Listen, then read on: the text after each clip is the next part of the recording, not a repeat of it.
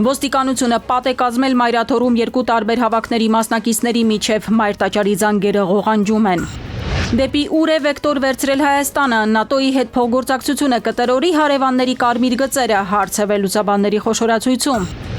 Բաքվի շինծու դատավարության վերջին արարը մոտ է, դատախազը Ռուբեն Վարդանյանի ՑՄ ազատազրկումն է պահանջում նրա պատգամը որդուն։ Էրդողանը կվերադարձնի Ռուսաստանից գնված S-400 համակարգերը, Բլումբերգի պնդմանը արձագանքել է Կրեմլի խոսնակը։ Սեփական տանի գլխավերևում կամ աշխատանք արցախցին երկընտրանքի առջև հատկացված փողով տուն կարող է գնել բնակավայրերում, որտեղ աշխատանք չկա։ Վիրուսով հիվանդն ու կոտրվածքով այցելուն բժշկին սպասում են կողք կողքի։ Պոլիկլինիկաների հիմնանորոգումը չի լուծել հիվանդների անվտանգության հարցը։ Ադրբեջանից նավթամթերք է գալիս Հայաստան, 22 վագոն բենզին թե դիզվառելիք կհասնի երկիր։ Թափառող շներն էլ փողոցներում մարդկանց չեն սարսափեցնի, նրանց համար կացարան է կառուցվում։ Արմենիայի եթերում նորությունների գլխավոր ժամն է, բարի երեկո, ես Շահանե Մեժլումյանն եմ, ամենակարևորն ու դիտարժանը մեր եթերում։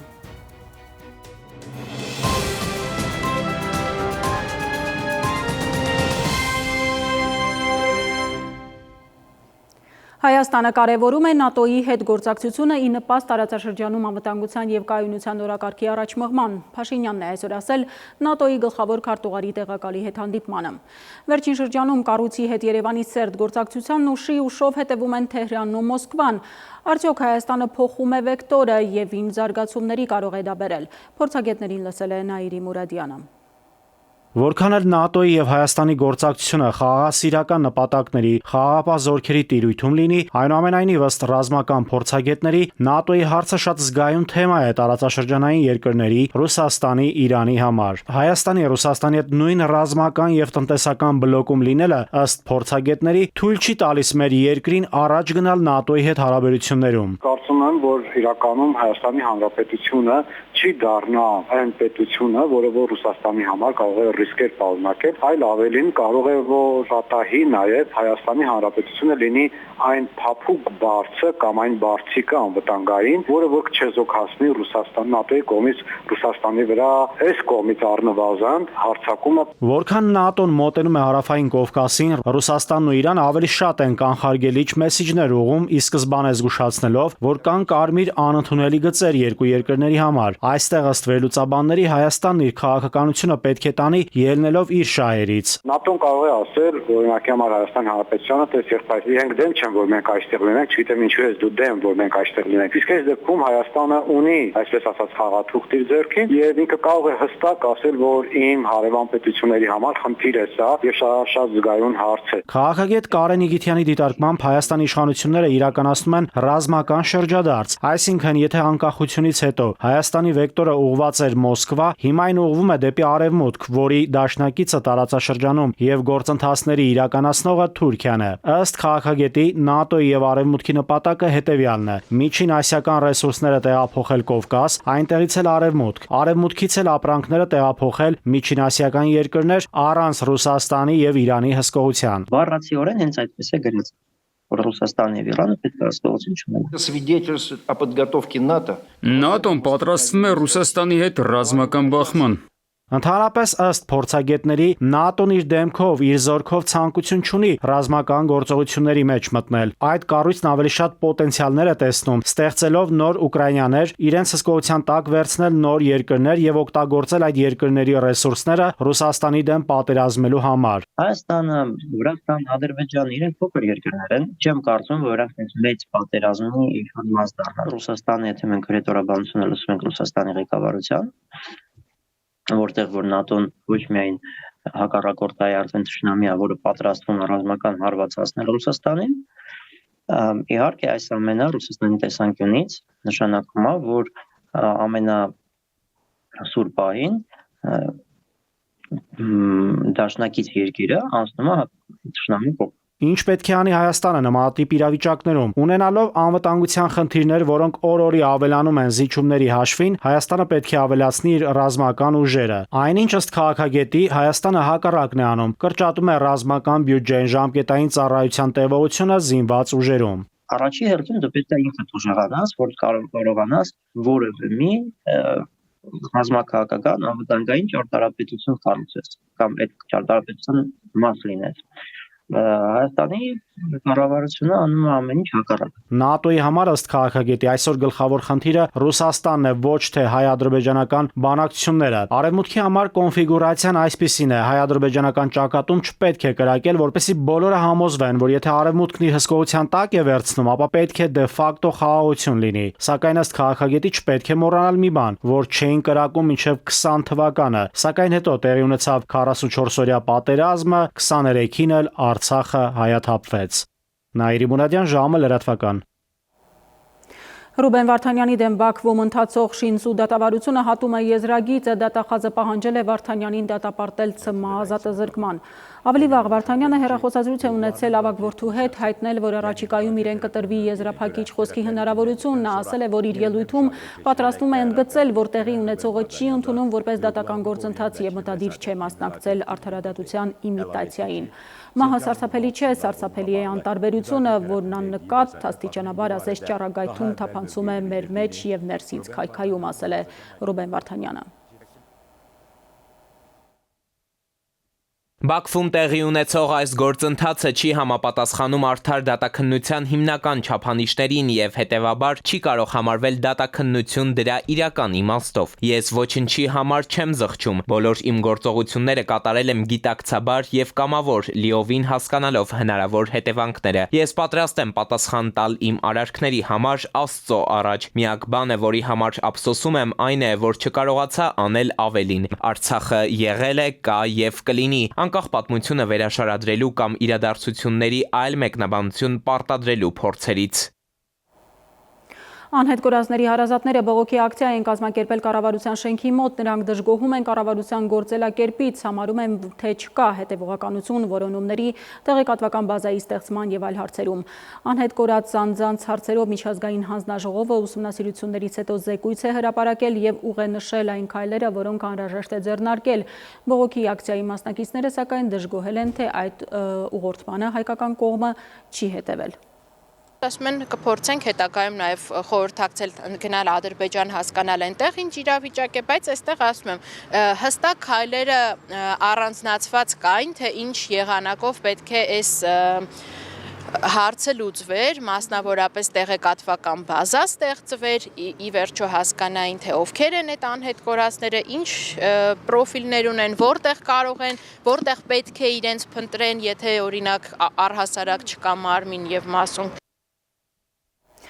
Էջմիածնի մայրտաճարի զանգերը այսօր երկար ղողանջում էին, նույն ժամին միաժամանակ երկու հավաք էր հրավիրված մայրաթորի մոտ, մի թվում 10 եպիսկոպոսների կողմնակիցները, որոնք պահանջում էին հանգստի ուղարկել կաթողիկոսին, մյուս թվում վեհափար հոր աջակիցները։ Ոստիկանները պատ են կազմել նրանց միջև բախում թույլ չտալու համար։ Մայրաթորում ոստիկանական պատն է բաժանում կաթողիկոսի աջակիցներին եւ նրա հրաժարականը պահանջողներին։ Վարչապետ Փաշինյանին հանդիպած բարձրաստիճան հոգեվորականները երեք օրավերջին հայտարարություն տարածեցին, տեղեկացնելով, որ այսօր գնալու են Սուրբ Էջմիածին պահանջելու հանգստի կոչել վեհափառին։ Աջակիցներին հորդորեցին միանալ իրենց։ Հայրապետին սատարողներն էլ որոշեցին, որ այսօր լինելու են Մայրաթորում, ավելի շուտ, քան այնտեղ կհասնեն ընդդեմ Գարեգին II-ի դուրս եկածները։ Սակայն օդում կախված հարց մնաց, այս ընթացքում այդպես էլ չպարզվեց, իշխանական վերնախավը Նիկոլ Փաշինյանի գլխավորությամբ լինելու է 10 եպիսկոպոսների կողքին։ Վարչապետը հարցին պատասխանեց միայն այսօր, կառավարության նիստից հետո, անձամբ չի լինելու Մայր եկեղեցու Բաքում, ամենայն հայոց կաթողիկոսի աջակիցների եւ նրա հրաժարականը պահանջողների միջև հնարավոր որևէ բախումը բացառում է, շեշտում, թե իրավապահները ունեն անհրաժեշտ գործիքակազմ հավաքների մասնակիցների սադրիչ գործողությունները կանխելու համար, ինչ վերաբերում է բարձրաստիճան հոգեվորականների հետ կապին, ապա այստեղ Փաշինյանն ընդգծում է, նրանց գործողություններն ինքը չի ուղղորդում։ Այսօրվա իրադարձությունը նրա մասին է, որ Հայաստանի ծառայական Սուրբ եկեղեցում ճգնաժամ է, այլևս որևէ մեկը դա չի կարող շղթել, եւ այդ ճգնաժամը պետք է հանգուցալուծվի։ Չի հանգուցալուծվելու այդ ճգնաժամը, քանի դեռ կտրիչ Ներսիսյանը հեռացված չէ Մայրաթորից։ Այսօր կհեռացվի Մայրաթորից։ Ուրեմն ճգնաժամի հաղթահարման մեկնարկը կտրվի այսօր, վաղ կհեռա, բոլոր դեպքերում առաջի քայլը դա է։ Եվ սա նաև կոնսենսուսի հաջորդ կետն է մեր եւ 10 եպիսկոպոսներ։ Արձագանք Մայրաթորից Սուրբ Էջմիածինն իր խորը մտահոգությունն է հայտնում 10 եպիսկոպոսների հերթական հայտարարության պատճառով հանրության մեջ առաջ եկած ընդվզումների առիթով զգաստության կոչ են ուղում վտանգաշատ հավաքի նախաձեռնությունը ստանձնած սրբազան հայրերին։ Եվ ահա վտանգաշատ հավաքը դեմ դիմաց Գարեգին II աջակիցներով հենց մի կողմում վանկարկում են հեռացիր, հեռացիր, մյուսում սկսում են վեհափառ, վեհափառ։ Վեհարանից մայր տաճար տանող ճանապարհը ոստիկաններն ամեն կերպ փորձում են բաց պահել։ Այստեղով է անցնելու կաթողիկոսը հոգևոր խմբի ուղեկցությամբ։ Տաճարում երեկոյան ժամերգություն է, որն ի դեպ մատուցելու են Արագածոտնի թեմի հոգևորականները, աղոթելու են անազատության մեջ գտնվող հոգևոր հայրերի, ազատազրկված ու գերեվարված զավակների եւ մեր Սուրբ եկեղեցու անսասանության համար։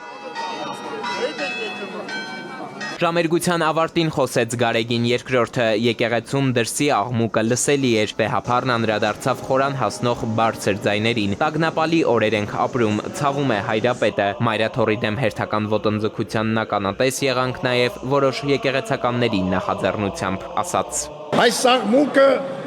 որ բարձրացվում է եկեղեցում, երբեք չի կարող խաթարել մեր առաքելությունը, մեր ծրագրերը, որոնք կոչված են մեր եկեղեցու պայծառության եւ մեր երկրի շինության համար։ Իրավիճակն այս ընթացքում սրվեց, կաթողիկոսի հրաժարականը պահանջողները փորձում էին եկեղեցի ներխուժել։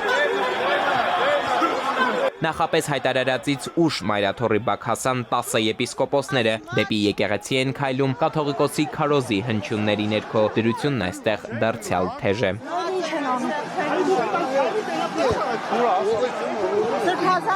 Մեր տղաներն ու աղջիկները, որ վերևում բղավում են, էլի մերն են,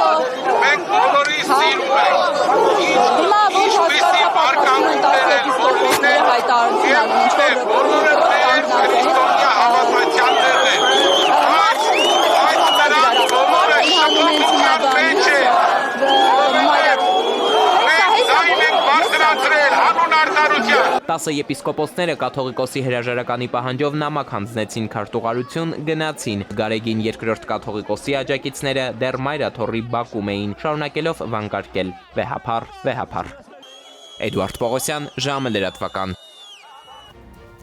Այժմ այն մասին, թե ինչ ենք դիտելու թողարկման երկրորդ հատվածում։ Էրդողանը կվերադարձնի Ռուսաստանից գնված S-400 համակարգերը, Բլումբերգի պնդմանը արձագանքել է Կրեմլի խոսնակը։ Սեփական տանի գլխավերևում կամ աշխատանք արցախցին երկընտրանքի առջև հատկացված փողով տուն կարող է գնել բնակավայրերում, որտեղ աշխատանք չկա։ Վիրուսով հիվանդն ու կոտրվածքով այցելուն բժշկին սպասում են կողք կողքի։ Պոլիկլինիկաների հիմնանորոգումը չի լուծել հիվանդների անվտանգության հարցը։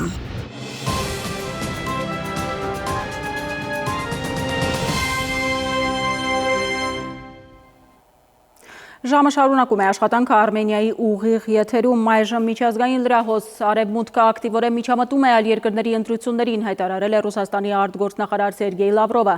Նա նշել է, որ ինքնիշխան երկրների ներքին գործերի միջամտությունը նեոգաղութատիրության ամենաակնառու դրսևորումներից մեկն է։ Նա ինքնախոստովանական ցուցմունք է անվանել Եվրամիության արտաքին գործերի նախարար Կայա Կալասի այն հայտարարությունը, որ Եվրամիությունը կօգնի Հայաստանին այնպես, ինչպես դա արել է Մոլդովային։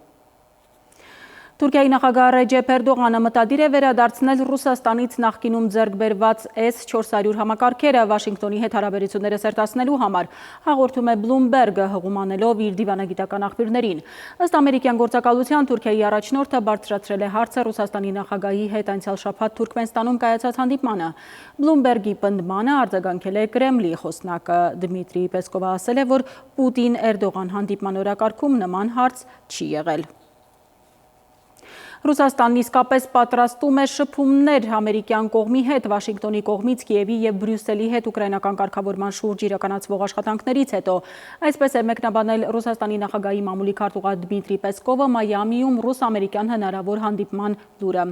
Ամերիկյան Axios լրատվական կայքը հայտնել էր, որ Միացյալ Նահանգները այս շաբաթ Մայամիում նախատեսում է հանդիպել ոչ միայն ուկրաինական պատվիրակության, այլև Ռուսաստանի ներկայացուցիչների հետ։ Թրամփի դեսպաններ Սթիվ Ուիթքոֆը եւ Ջարեդ Կուշները կհանդիպեն Պուտինի հատուկ ներկայացուցիչ Կիրիլ Դմիտրիևի հետ։ Բանակցություններից առաջ այսօր Ուկրաինայի նախագահը կրկնել է, որ ռուսները պահանջում են Կիևից հանձնել Դոնբասը, սակայն Ուկրաինան համաձայն չէ դրան։ Մոսկվան եւ Վաշինգտոնը պահպանում են երկխոսությունը, բայց հարաբերությունների կարգավորման գործընթացը հեշտ չի ընթանում, հայտարարել է Ռուսաստանի արտգործնախարարության պաշտոնական ներկայացուցիչը։ Մարիա Զախարովան նշել է, որ ռուսական ամուր դիրքորոշումը, որ հիմնված է ազգային շահերի պաշտպանության, ավանդույթների նկատմամբ հարգանքի եւ պրագմատիկ երկխոսության պատրաստակամության վրա արձագանք է գտնում Միացյալ Նահանգների ներկայիս վարչակազմի մոտ։ Ահա թե ինչու, երբ Թրամփի թիմը առաջարկել է վերականգնել երկխոսությունը առանց նախապայմանների, այդ առաջարկը ընդունվել է ռուսական կողմից, ասել է Զախարովան։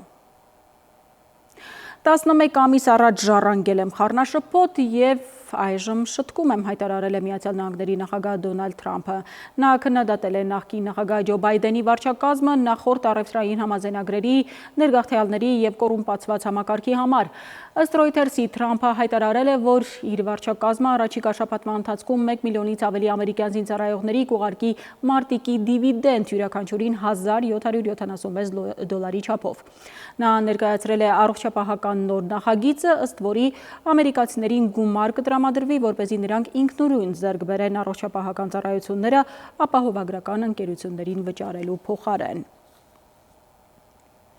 Դոնալդ Թրամփը կարող է պատմության մեջ մտնել որպես Միացյալ Նահանգների ամենախաղաղասեր նախագահ, եթե դադարեցնի Ուկրաինայում հակամարտությունը, հայտարարել է Բելարուսի նախագահ Լուկաշենկոն ամերիկյան Newsmax հեռուստաալիքին տված հարցազրույցում։ Լուկաշենկոն նաև նշել է, որ աշխարհը բոլորովին այլ կդառնա, եթե իրականացվի ամերիկյան հիմնական հնգյակ նախաձեռնությունը։ 5 պետություններից բաղկացած դաշինքում, ըստ լրատվամիջոցների, պետք է լինեն Ռուսաստանը, Չինաստանը, Ճապոնիան, Միացյալ Նահանգները եւ Հնդկաստանը։ Սլովակիայի կառավարական հատուկ ինքնաթիռը, որ այսօր վարչապետ Ռոբերտ Ֆիցոյին տեղափոխել է Բրյուսել, վթարի է ենթարկվել Բրյուսելի օդակայանում։ Վարչապետը հայտարարել է, որ ինքնաթիռը վնասվել է թեքահարթակով փոխադրամիջոցի կողմից, ինչի հետևանքով այն դարձել է թռիչքի համար ոչ պիտանի։ Վթարի հետևանքով ոչ անձնակազմը, ոչ ուղևորները չեն տուժել։ Վերադառնանք Հայաստան, Նիկոլ Փաշինյանը կառավարության նիստում հանձնարարել է տարածքային կառավարման նախարարին ստուգել Իջևանի երկաթգծի կայարանի շրջակա հողերի կարգավիճակը։ Հնարավոր է երկաթգծի հարակից տարածքներում հողակտորներում խնդիրներ լինեն եւ ըստ Փաշինյանի չստացվի այնպես, որ երկաթգծի կայարանում որոշակի աշխատանքներ սկսելու բեռնային տերմինալների համար տարածքներ չլինեն։ Արտաքին գործերի նախարարը առաջարկել է նույն գործողությունները իրականացնել նաև մյուս հնարավոր տեղերում Թուրքիայի սահմանին Նախիջևանի մոտ Ախուրիկի երասխի ուղղություններով։ Իդեպ նախագծի շրջանակում Հրազդան Իջևան Ղազախ երկաթուղու վերականգնումը գնահատվում է $318 միլիոն, երասխ Հորադիս երկաթուղին Նախիջևանով եւ Սյունիքով $61.5 միլիոն, իսկ Գյումրի Ախուրյան կայարանինը Թուրքիայի հետ սահմանին $8-9 միլիոն։ Այսինքն չսպասենք այդ օրը գա, հետո ասենք վայ, բա այսօր են, այսօրվանից մի հատ նախ կարգավիճակները շրջակա հողերի պարզաբանենք, որպեսզի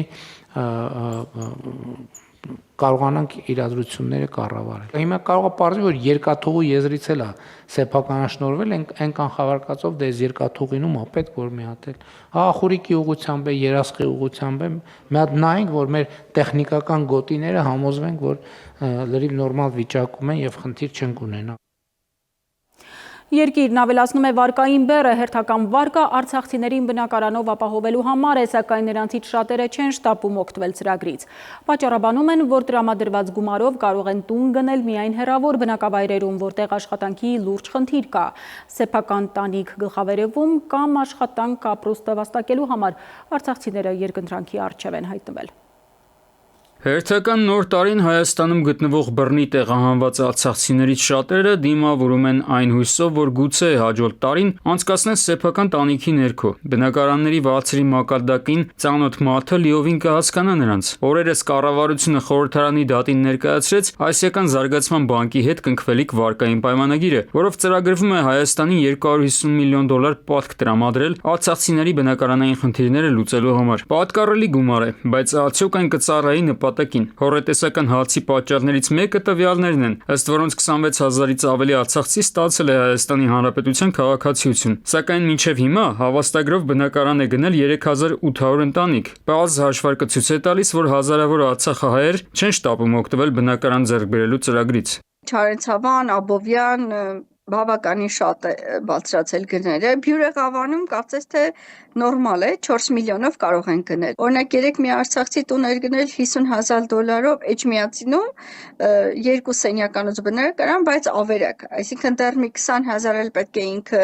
նել դնի, որպեսզի դա բնակարան կոչվի։ Իհարկե հարց է առաջ գալիս. ինչու են մարդիկ նախընտրում բնակարան գնել Երևանամեծ տարածքներում։ Ավելի հեռու բնակավայրերում տներն ավելի մատչելի են։ Ամեն ինչ կախված է եկամտի աղբյուրից։ Մարդիկ, որ պետք է ընտրեն, որտեղ բնակարան ձեռք բերեն, հիմնականում կապում են այն հանգամանքի հետ, թե որքան ինչ զբաղվածություն պետք է ունենան։ Այսինքն նախ եւ առաջ զբաղվածություն, ինքնազբաղվածություն ապահովելու հանգամանքով պայմանավորված նոր ընտրում են համայնքը։ Հետևաբար ես կարծում եմ,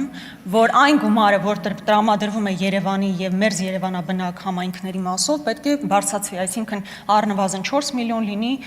եթե չասեմ նույնիսկ ավելին։ Հիմա յուրաքանչյուր արցախցի ստանում է բնակարան ձեռք բերելու հավաստագիր, որը ենթադրում է 3-ից 4 միլիոն դրամի հատկացում կախված համայնքից, որտեղ գտնվում է տունը։ 5 միլիոն դրամ տրվում է հիմնականում սահմանված համայնքներում տներ ընտրելու դեպքում։ Բայց այդ գյուղերում անշարժ գույքը էժան է հենց այն պատճառով, որ տեղացիներն են արտագաղթում, աշխատանք չլինելու հետևանքով։ Այսինքն աշխատանք չեն ունենա նաև այնտեղ տեղափոխված արցախցիները։ Մեկ այլ խնդիր է 1 կամ 2 անդամից կազմված ընտանիքների հարցը։ Ինչպես նրանք գնեն բնակարան 3-4 կամ թեկուզ 5 միլիոն դրամով։ Կարելի էր էկոտներ կառուցել եւ արցախցիները բնակվեին ըստ համայնքների, օրինակ Հադրութի շրջանի մի 5 գյուղ, բնակիչները մեկտեղ։ Դուք ստեղծեիր հազարավոր աշխատատեղեր, նույնիսկ արցախցիները պատրաստ են իրենց տան վրա աշխատել անվճար, միայն թե պայմանները, ասենք անվճար օգնեին կառուցել բանվորներին կամ շինարարներին իրենց տները։ Եվ իսկապես, ասենք $250 միլիոն կարելի է ահռելի քանակությամբ բնակարաններ կառուցել, որով եւ կվերահսկվի դրանց որակը, նաեւ տնտեսական աճը կավելանա։ Մյուս կողմից էլ հավաստագրերի հանձնումով արհեստական չի բարձրացվի անշարժ գույքի գները։ 250 միլիոն վարկ վերցրած գումարները վստահ եմ, որ կարող ամբողջությամբ չծախսվի։ Դա ըստ նպատակային մնալու բյուջեում, թե դասակարգված հոդվածայինով ծախսվելը ըստ անհրաժեշտության։ Այսինքն այդ գումարը վստահ լինենք, որ մնալու է պաուստային ֆոնդում կամ X հիմնադրամում, որտեղ որ ծախսվի այդ նպատակների համար։ Հացը հստակ պատասխան չի ստացել։ Այնինչ այս պահին կա շահարկում, որ Հայաստանի արտաքին պարտքն աճում է նաև արցախցիների խնդիրների լուծման պատճառով։ Վերջնացունքում չստացվի, որ նրանց համար վերցված վարկը ծախսվի այլ ծրագրերի իրականացման կամ բյուջեի ճեղքվածքը փակելու համար։ Արմեն Աթալյան, Ժամը լրատվական։ Սեզոնային վիրուսի տարածման շրջանում հերթեր են պոլիկլինիկաներում, միջանցքներում ասեղ գցելու տեղ չկա, ընդ որում իրար կողքի բժշկի են սպասում վիրուսով հիվանդն ու կոտրվածքով այցելուն։ Ինչու պոլիկլինիկաների հիմնանորոգումը չի լուծել հիվանդների անվտանգության հարցը, Քնարիկ Պետրոսյանի ռեպորտաժում։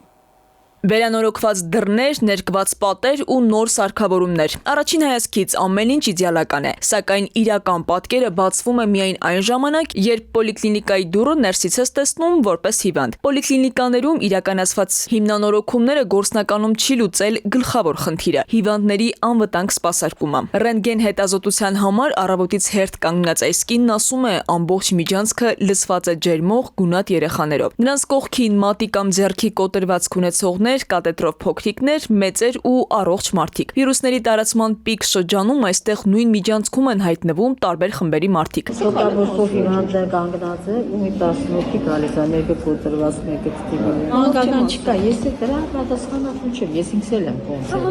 կողմ եմ։ Ես վիճակություն եմ կան։ Խնդիրները սրանով չեն ավարտվում։ Ռենտգեն հետազոտությունից հետո հիվանդները մոտենում են բժիշկների սենյակներին ախտորոշման արդյունքները ստանալու։ Այդ սենյակի անմիջական հարևանությամբ գործում է սոնոգրաֆիայի սենյակը, որտեղ հետազոտվում են հղիները։ Հստակ ստացվում է, որ արտաքին հիմնանորոգումը չի ապահովում ներքին անվտանգությունը։ Իսկ վիրուսների տարածման պայմաններում նման կազմակերպությունը կարող է ավելի լուրջ հետևանքների բերել, ասում են բուժառուները։ Կանչերը շատ հաճախ բժիշկները չեն հասցնում սպասարկել, տնային այցեր կատարել, ասում է առողջապահության կազմակերպիչը։ Ենթադրենք կին ուզում է գնա դիմի պոլիկլինիկա, հանձնի այդ HPV սկրինինգը, ժամերով էլ չասած, որ այդ միջանցքներում ոչ մի ախտահանիչ լապեր կախված չեն, ոչ մի սանիտարահիգիենիկ միջոցառումներ չեն իրականացվում։ Ըստ փորձագետի նույն պատկերը նաև հիվանդանոցներում է։ Չկա առանձնացված դուռ, մուտք, պատուհան, թե վիրուսակիրների, թե մյուսների համար։ Լուծում է առաջարկում։ Պետք է առանձնացվի, այսինքն պոլիկլինիկայում այսպես կոչված կարանտինային կաբինետ լինի, որտեղ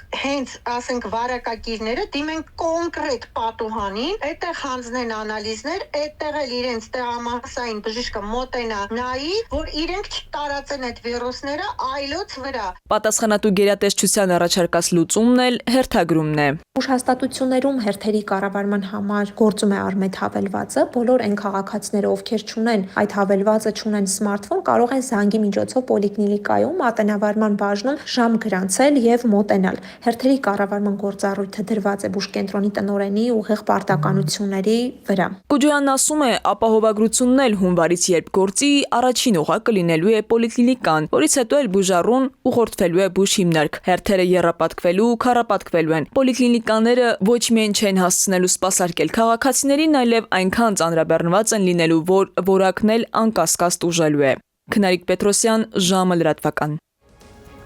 Կրկին դադար մեր եթերում կվերադառնանք րոպեներ անց։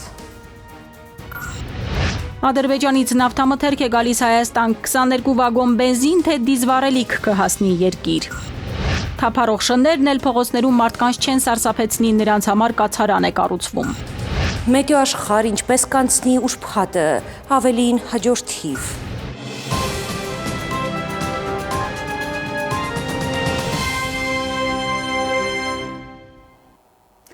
Մենք վերադարձանք, շարունակում ենք թողարկումը։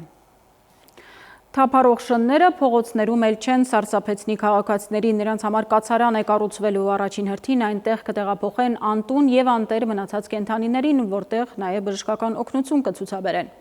Կենդանասերներին լուրը այդքան էլ չի ոգևորել, ռիսկեր են տեսնում, որ կենդանուն կարող են անհիմն քնեցնել, պահանջում են հանրային վերահսկողություն։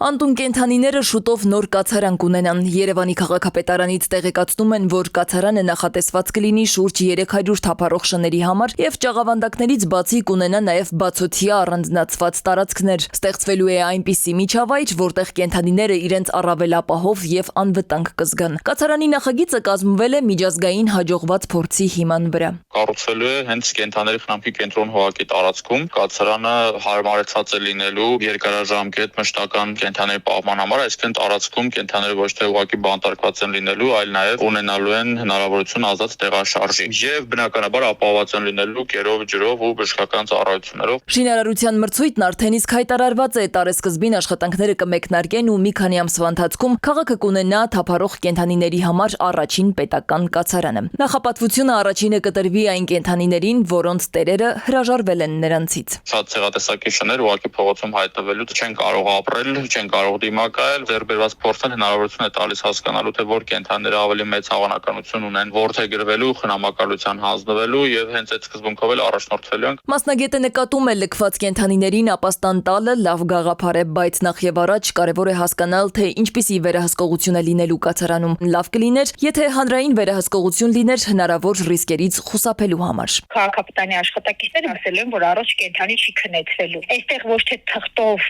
առողջ կենդանի քնեցնելու մասին է, այլ պատշաճ ստուգելու մասին է, որովհետև այն կենդանիները, որոնք ոչ խնամող ունեն, ոչ իրենց հետևից գնում են, ոչ իրենց մասին հարցնող կա, իրենց երբ որ ստուգում են լեշմանիոզ, թեստը շատ հաճախ կարա սխալվի եւ այդպիսի բազմաթիվ դեպքեր է եղել եւ աղմուկ է եղել, որ կենդանին, որը ունի որևէ սիմպտոմ, սովորական ռեփիդ տեստի անալիզի հիման վրա քնեցվում է։ Սակայն այդ ռեփիդ տեստի դրականը համարվում է դրական միայն այլ 5 սիմպտոմների հետ միասին, քանի որ ռեփիդ տեստը ինքը չի համարվում վերջնական դիագնոստիկա։ Միևնույն ժամանակ Երևանի քաղաքապետարանից նկատում են, սին են այն պնդումները, թե կենդանիների կացարանում տեղ գտած շները ոչ պատշաճ վերահսկողություն են անցնում։ Հետևողական են, որ թափառող շները ապրեն անվտանգ ու ապահով պայմաններում։ Սվետլանա Ավդիշյան, ժամը լրատվական։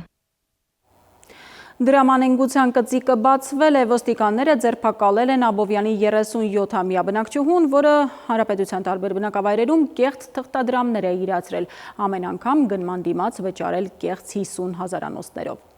Օրվա մյուս ուշագրավ լուրերը մեկ տեսաշարով։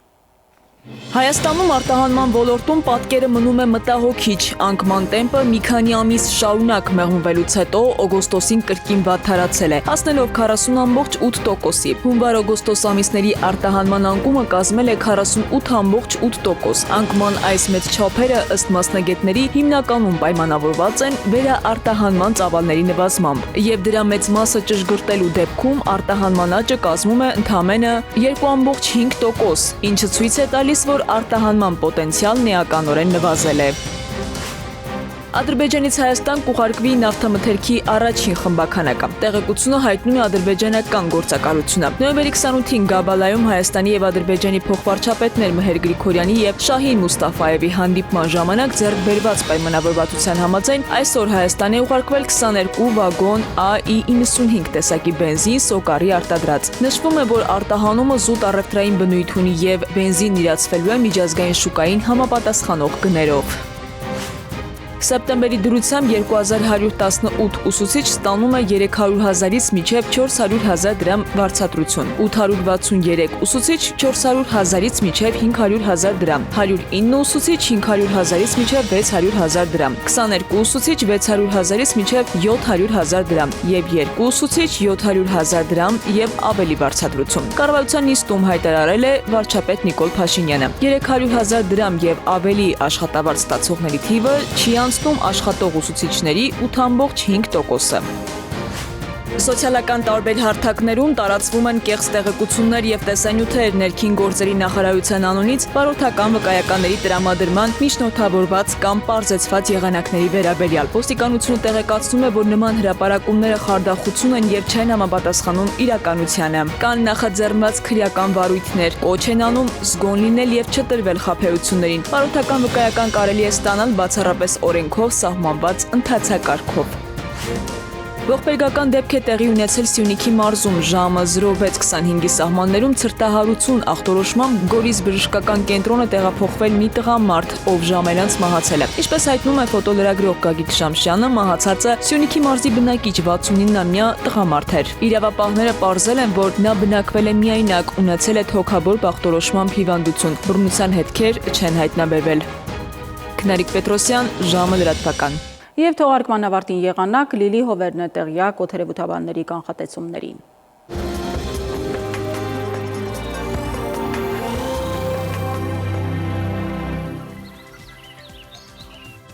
Բարի երեկո, եղանակի տեսության հովանավորն է Ֆերոսի ապրանքանիշը,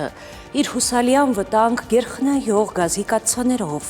Դրանք պաշտոնապես ներկայացված են էքստերիեր խանութ սրահներում։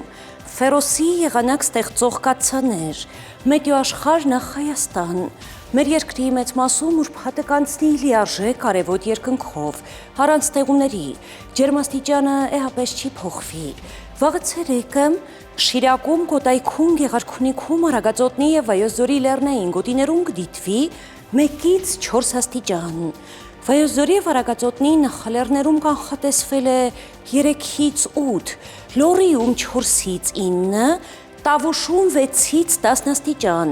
Հարարատում, Արմավիրում կդիտվի 6-ից 8, Սյունիքի հովտային գոտիներում սպասվում է 7-ից 11, Սյունիքի նախալեռներում 3-ից 6 աստիճան։ Երևանում օրը կանցնի առանց ստեղումների, այս գիշեր սպասվում է 3-ից 5 աստիճան ցուրտ, ցերեկը 6-ից 8, երեկոյան 0-ից 2 աստիճան տաքություն։ Այսքանն էինք պատրաստել այսօրվա համար, ես ձեզ հրաժեշտ եմ տալիս եւ մաղթում խաղաղ գիշեր։